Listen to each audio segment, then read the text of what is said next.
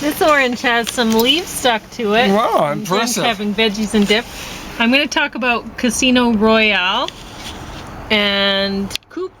Chief of Station got the bottom of the stack, and I don't know, my camera might run out of juice. I forgot to charge it, so we'll see how things go.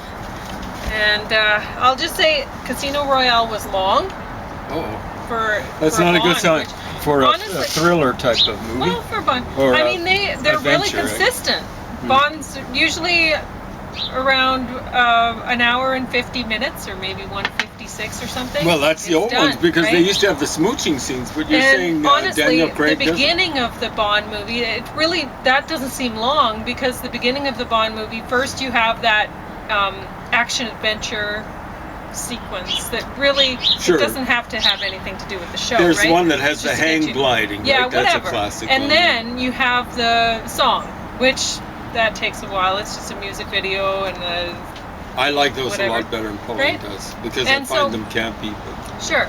And then after that, the movie starts, and so whatever. I mean, all that beginning stuff, that's really not a part of the movie. It's just it's a part of the experience, right?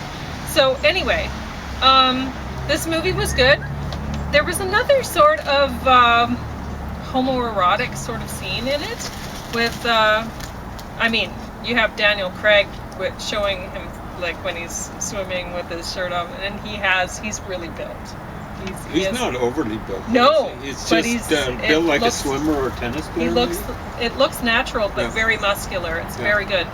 And he's not a very attractive man, like facially, but he's not unattractive. He just looks kind of ordinary, I guess. Yeah. So I think he wouldn't really threaten other men with his looks, you know. And he looks rugged and masculine and all that sort of thing.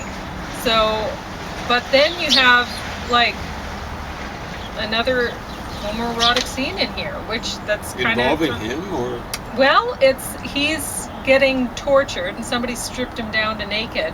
Okay. Yeah, and put him in a chair, so that his bottom hangs out. So that's a chair that they've cut the wicker or whatever stuff on the seat out, and there's a guy who's probing. No, he's putting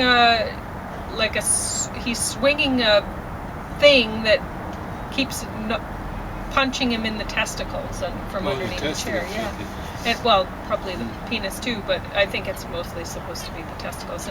And so the guy is like, if you don't talk soon, then there'll be nothing left to recognize you as a man or whatever, right? So it's like a big threat. And it's a big, really an S&M sort of scene. Well, Michel Foucault, like he's watching from heaven or the 10th circle of hell. It's interesting that I don't know if this will be a common theme, the homoeroticism, with these Daniel Craig ones, or I'm not sure. I have no idea. You were kind of wondering why there weren't any heterosexual scenes involving him.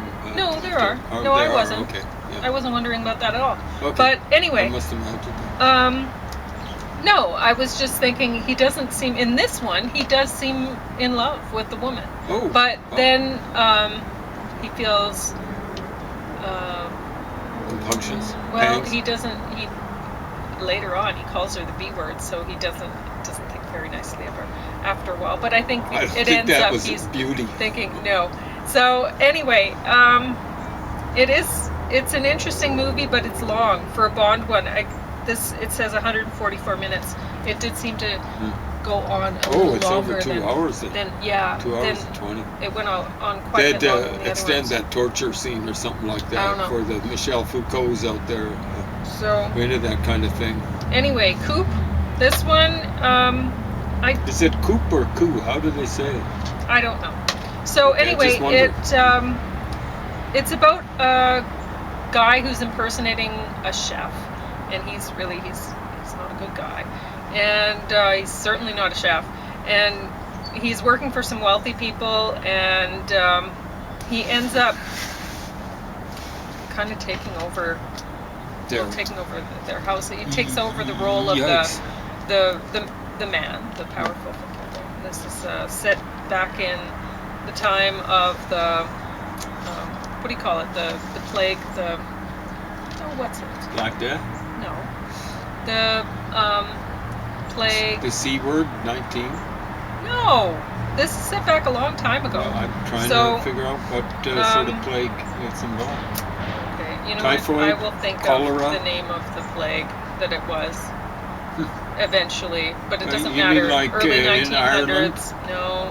It's not the... All over the world, big flu, Spanish flu. There you go. So it's the set during 1900s. I thought you were saying the 19th century. Yeah, there we go. Spanish flu. And yeah, anyway, so I didn't really care for the sentiments. I liked the wealthy family. I liked the man, the wealthy man, fairly well, better than I liked the other guy. I don't know if we're supposed to identify with this servant, but he's not a good guy. It's a British period piece, is it? It's not an anything piece. It's just fiction. It's not British, though?